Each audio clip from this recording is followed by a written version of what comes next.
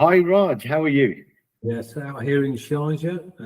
So obviously it's been an eventful week, but obviously what we're trying to do is add on obviously policies and new initiatives that that create value, right? They can create value for the not only the end users, obviously the customers, if you like, but also the environments that we work in, whether it be Sharjah, Coventry, Tashkent, obviously now into Punjab and some other places. So really just trying to see, obviously, we've got to, our sustainability, obviously you're managing that. So any other new thoughts on what other sort of policies we should look to add? Well, one of the main policies that that I certainly believe in is the idea of upcycling. So any used or old equipment that we currently use, that be it mobile phones, laptops, second-hand books that we're currently using, rather than recycling them where they'll completely be destroyed and then manifested into a new object, we would possibly go around the line of upcycling, which is basically laptops, mobiles, giving them away so which people then can use our old equipment and then still keep using it as such. So that's one of the main ideas that we want to be working with. I mean, we'll have mobile phones, laptops as such. We've got second-hand books as such. You probably see it now with what with second-hand fashion, how fashions are now, people are using old clothes rather than buying new. They'll buy the second-hand, which is still in good condition.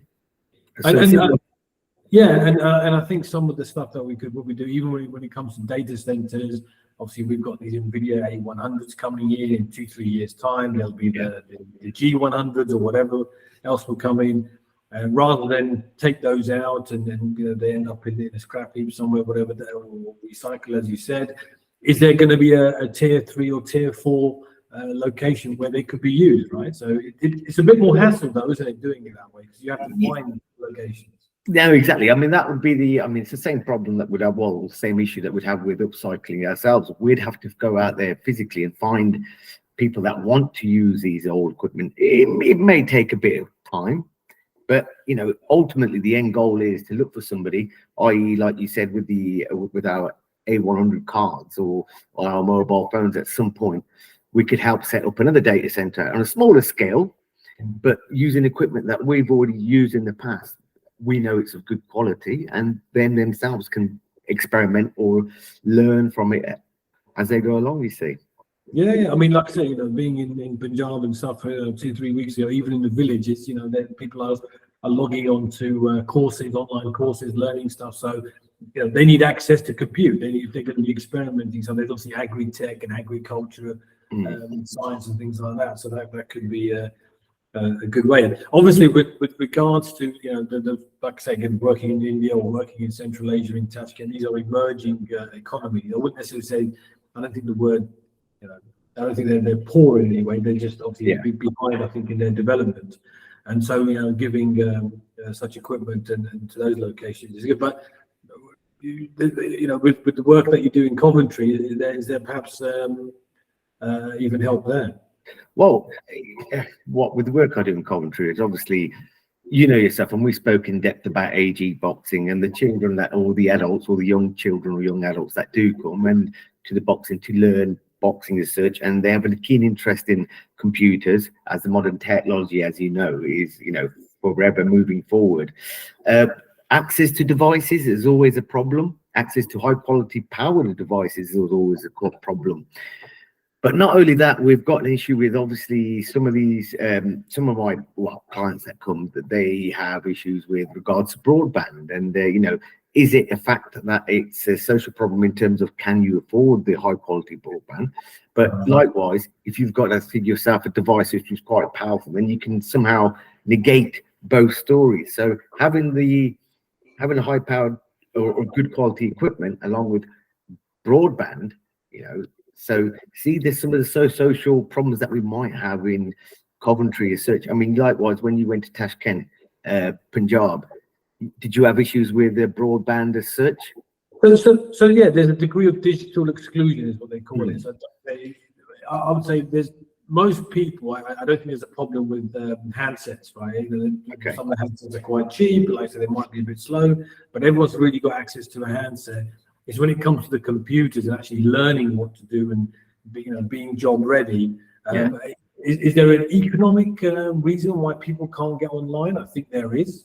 And obviously, like I say, then it comes down to the hardware as well, right? Having the right laptop to be able to do that sort of work. We've seen laptops, haven't we, for 100 quid and stuff like that, haven't we? Which, again, depending on the age group you're in, they're okay to use.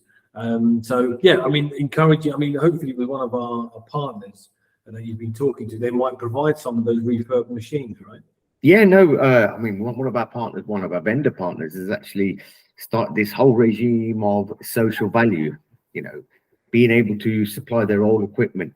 And this is one of the values that we ourselves, which I believe that Bike Out should really incorporate, or HB.ai should incorporate, is this social value content, whereby we look to work with our vendor partners and probably approach them and say, look, we've got a great policy in place where we're going to look to put, give away or upcycle a lot of our old equipment. Can you be a partner in this? So just that never-ending chain of, without goods being perished or up on the scrap heap or in the skip, we're able to keep that constant flow going. And from the conversations I've had with, they are already implementing their own social value of being able to give laptops away, PCs, desktops, and so forth. So that has worked quite well. But is this a policy that we should really implement? I believe it is. Yeah, the corporates that we work with, I think some of them, again, sometimes they can be so large they don't know where to look. They're not sort of in touch maybe at the local level that we are, right? So again, with Sharjah, we're not UAE, we're basically Sharjah, aren't we? We're not UK, we're Coventry, aren't we? So I think that's some of the advantages of being small. It doesn't take that much time. I think if you're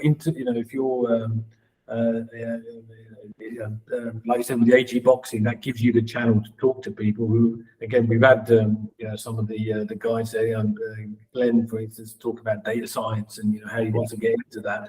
Sometimes people just don't know where to start. So it's a case of, here's a machine, here's a couple of courses, and you can get started. So yeah, hopefully that works out. No, I'd agree with that. I've spoke to Glenn on a number of occasions, and he himself, being at school, he has a choice. He can carry on further education. There's possible apprenticeships out there, but he has a real passion for data science. Again, it came to me. I've asked him the question: have you got a laptop? He has. It's a very old one. Could it do the work that he could do, that he wants to do on it? Possibly not. So again, Glenn's another example. We can get these laptops, or we can use our old laptops to fairly good, powerful machines, and therefore Glenn can have it. So, which is good in that respect. But again, you talked about the localization. Again, it's that local theme that possibly, like you said, that corporates miss out on. Not being on the ground level, not being able to see what exactly is happening on the ground street level. But it's changing, as you said. One of our partners now, they actually, they informed us, didn't they, that they're actually going that route as well. So let's see. I think in terms of policy and strategy, per venue, let's say with Coventry, Sharjah, let's say Tashkent, let's say Chandigarh, it might be that at the moment, and other locations. I think, once we have our own policy, once you create that policy, and as it sort of gets implemented, and we start dishing out some of the equipment that we use, or we acquire from partners as well. Hopefully in 3-4 months' time, we can actually start showing some results. No, exactly. I've always been quite passionate about, obviously, the emphasis of, from the work that I do in AG, really empowering the youth to do what they believe is the way forward. We talk about sustainability in this big whole circle, and social value, but actually being on the ground level and seeing it and seeing the look from their eyes to say, oh wow, I'm going to get myself a laptop, but where do I go from there? I've got the laptop and it can do all the wonderful things with it. But again, it comes down to then the other aspect of it is, what's the creativity? Right. Where did it come from there? You know, just get you started a little bit, right? exactly. The machine is only the tool to get you started onto the next level. Where they take that again is something that we both fit to do at the moment with what we're doing is the creativity of it. So we have two possible angles. We have the sustainability, the social values. Yes, that's all great giving a computer away. What do you do with it after? You know, and this is where your ideas on creativity come in. I mean, you mentioned a few times and how to get the ideas, the tech transfer. So go ahead. You know, how would you help someone like Glenn?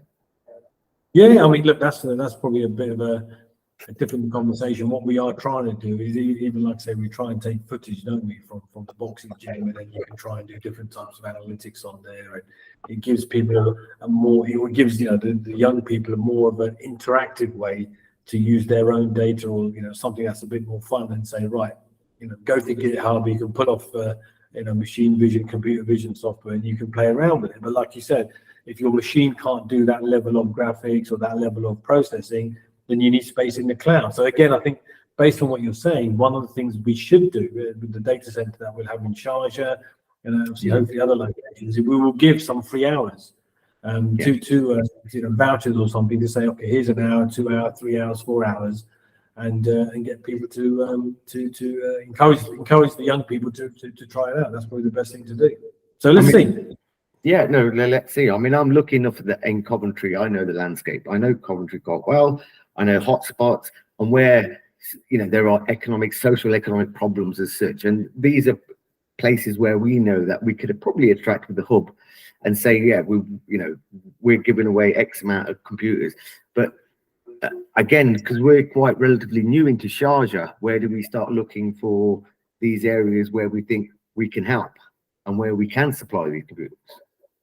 One for next time, I think. So let's leave it there for the moment. But yeah, we'll develop that policy as we go. That's down to you, not me. Well, thank you. It's a great honor. All right. Thanks. Thanks. Bye.